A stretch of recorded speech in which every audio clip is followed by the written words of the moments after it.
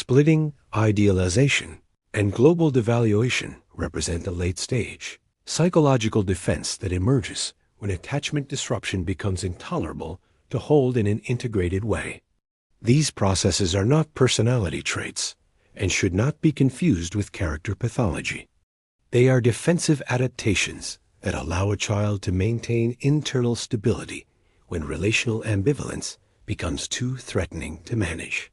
Splitting refers to black and white cognitive and emotional organization in which relational figures are experienced as entirely good or entirely bad. In the context of parental alienation, splitting functions to eliminate ambivalence. Ambivalence requires the capacity to hold mixed feelings, love and anger, safety and disappointment within the same relational representation. When attachment systems are under chronic threat, this capacity collapses. From a developmental perspective, children initially rely on splitting as a normal early defense before they develop the capacity for integration. Under secure conditions, this defense softens as emotional regulation improves and caregivers help children tolerate complexity.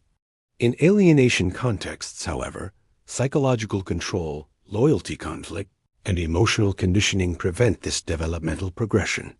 Splitting reemerges not as immaturity, but as a regression under pressure. Idealization of one parent often occurs alongside global devaluation of the other. The idealized parent is experienced as entirely safe, necessary, and morally correct. The devalued parent is experienced as entirely unsafe, flawed, or harmful. This polarization stabilizes the child's emotional world. If one attachment is wholly good, attachment anxiety decreases. If the other is wholly bad, distancing becomes justified. Splitting is reinforced through emotional contingencies. When the child expresses negative feelings or doubts about the devalued parent, emotional equilibrium is restored in the primary environment. When the child expresses ambivalence or positive feelings, instability returns. Over time, the child learns that emotional clarity, rather than emotional accuracy, is required for safety. Global devaluation often lacks proportionality. Minor conflicts, ordinary parental limitations, or developmentally typical frustrations are reframed as evidence of pervasive harm or unworthiness. Specific behaviors are generalized into character judgments. This generalization is not analytical, it is defensive. It allows the child to sever emotional connection without confronting loss or grief. The absence of ambivalence is a critical diagnostic feature. Secure attachment permits contradiction. Ambivalence reintroduces internal conflict and threatens the defensive structure. As a result, children may insist on certainty, resist nuance, and reject complexity. This insistence is frequently misinterpreted as conviction or insight. Splitting also serves a protective function against guilt. If the devalued parent is entirely bad, rejecting them carries no moral cost. If the idealized parent is entirely good, loyalty is unquestioned. This moral simplification relieves the child of the psychological burden of choosing between attachments. Cognitively, splitting narrows perception. Evidence that contradicts the dominant narrative is discounted or reinterpreted.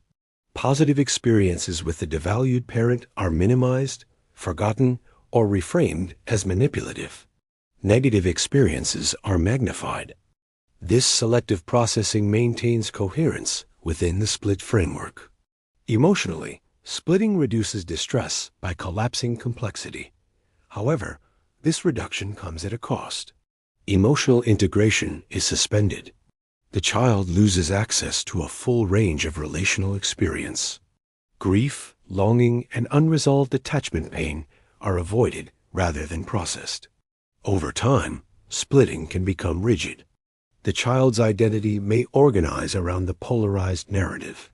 Traits, values, or interests associated with a devalued parent may be rejected to preserve coherence. This identity alignment further entrenches the split and makes reintegration more threatening. Importantly, splitting in parental alienation contexts should not be confused with primary personality pathology. It is situational and relationally induced. When environmental contingencies change and safety is restored, the capacity for ambivalence can return. When contingencies remain unchanged, splitting persists. Institutional responses can inadvertently reinforce splitting. When systems validate black and white narratives without examining underlying pressure, they reward devaluation and penalize integration. Requests for nuance may be experienced by the child as destabilizing or unsafe. From a clinical and forensic perspective, splitting signals that attachment disruption has reached a defensive endpoint. The child system is prioritizing psychological survival over relational truth. Attempts to confront splitting directly often fail because they threaten the child's primary defense. Understanding splitting as a defense rather than a belief reframes intervention. The goal is not to argue facts, but to restore conditions under which ambivalence can be tolerated. Only when emotional safety is reestablished can integration occur. Splitting is not evidence of clarity. It is evidence of constraint.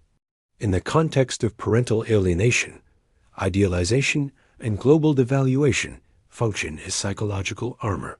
They protect the child from overwhelming internal conflict by simplifying the relational world into absolutes.